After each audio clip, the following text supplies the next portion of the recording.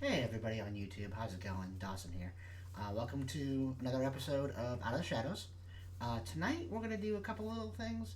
We're going to work on my non Stephen King book haul for December that I got. It's December and towards the end of the year. Um, and a little bit in the beginning of the year actually too, recently. And we're going to work on that. I'm going to go through over those, and then I have a book review for you guys. This is an amazing book review, so stay tuned. First, let's start off. Um, I have Full Throttle by Joe Hill. It's a collection of short stories. I absolutely love Joe Hill, um, and it has nothing to do with being a fanboy of his dad's. Totally not. It has nothing to do with me being a Stephen King fanboy at all. It's totally. I've read Nosferatu. That was the first book of his I read because I was curious about his work, and I love it. Absolutely love it.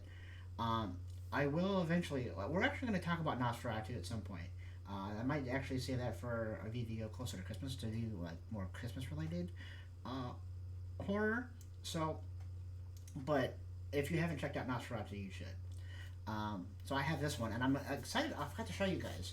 I'm excited about this one because I got this right around Christmas, and it's signed. It is signed. It's amazing. I'm excited about it. It's my first signed book ever by an author, especially an author I really like. So I was really, really excited to get it. So next, let's talk about a book I recently picked up. It's Paul Tremblay. Yeah. Paul Tremblay, The Cabin at the End of the World. I've not heard. I've heard a lot of stuff about Paul Tremblay's work. I've not heard a whole lot about this book, although it keeps popping up on uh, things that I watch, videos I watch, searches I do for horror books. So it keeps coming up. So that's why I decided to go ahead and pick it up. It was only like $6, so it wasn't a bad pickup. So I just recently picked this up. Next one, I went a little bit old school and picked up The Picture of Dorian Gray by Oscar Wilde. I think this is the only book Oscar Wilde actually wrote. He wrote plays and stuff like that, but I think this is the only, if I'm right, don't quote me. I think, let me see. I'm pretty sure it says on here, I think it does.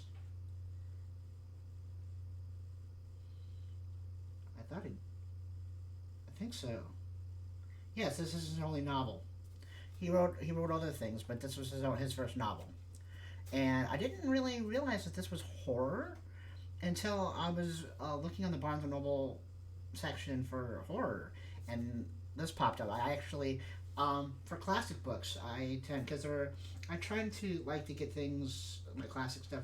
Sometimes I like the pretty covers, but um, sometimes with classics, I really like getting um, things because there's so many to collect. I buy them at a cheaper way, and Barnes and Noble's classics collection is pretty good because you can get things for like $8 ish, sometimes a little more, but a good standard is be about $8. So I like getting the for classic stuff. I usually tend to lean a little towards the Barnes, and then I like the commentary that's usually um, comes with Barnes and Noble collection. So I bought that, and last but not least, we have Hex by Thomas Old Havelt. I'm hoping I'm not butchering that. I think this book is a translation. Uh, I believe, if I've been hearing things right, when I've been hearing it online, this is translated. It's about a town who has a witch living in it. This is just a slight over various of what I've heard. Um, and yes, she's a 17th century witch woman, who has her mouth, her eyes sewn shut, and there's a curse on the town, and the curse doesn't really affect everybody until she opens her eyes and like opens up. Um, so this I'm kind of looking forward to this book because I'm like, what's going to happen when this happens? Like it kind of is this giant. Feels like this book is going to be a giant build up until things happen. I don't know where in the book is going to happen with this woman, and then just like oh hell's gonna break loose or something like that. Just the idea that that could be what it is just kind of intrigues me. So um, I picked this up. I've been looking forward to getting this for a while. I was hoping I was going to get it for Christmas. My wife bought me all Stephen King, which is fine. So I couldn't buy. I wanted to buy this for myself, but I wasn't sure what she bought because she went off my Amazon list, and it was on my Amazon list, so I couldn't do anything like for a book lover like me, and someone who likes to buy all the time, and someone who likes to read all the time. Not buying a brand new book for like a month while your wife tries the Christmas shop, horrible. So there's that.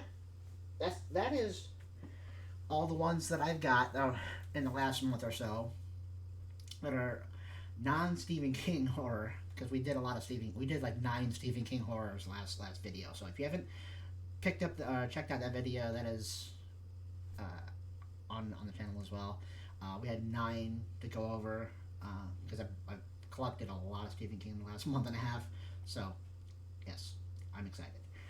What I'm really excited about is this book review.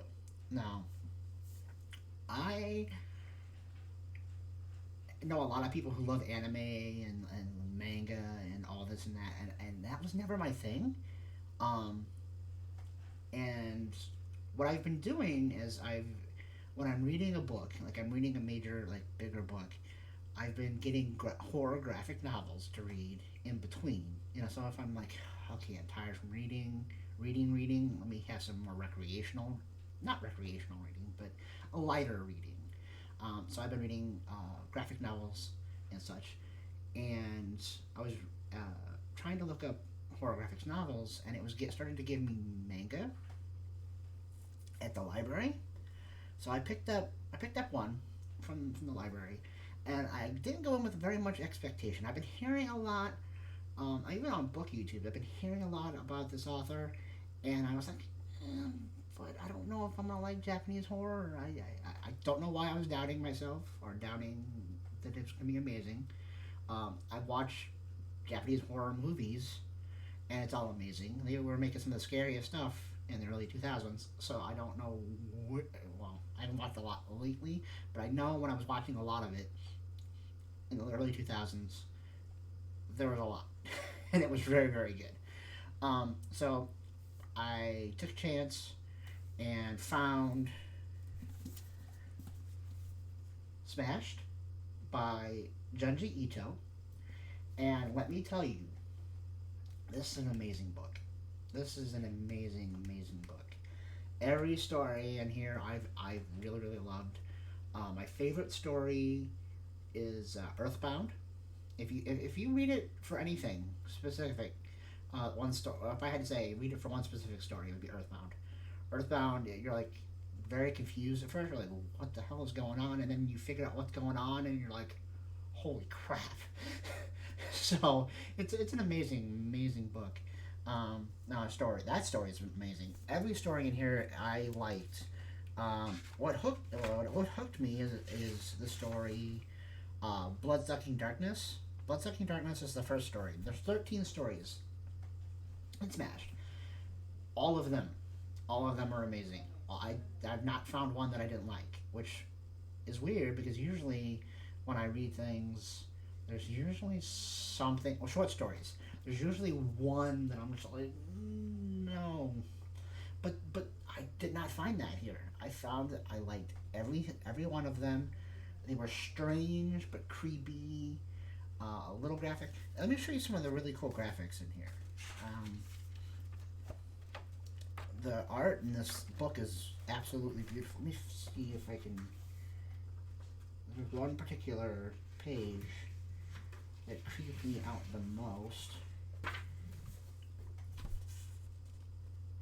Let me show you that there. That's some really good art. It's incredible.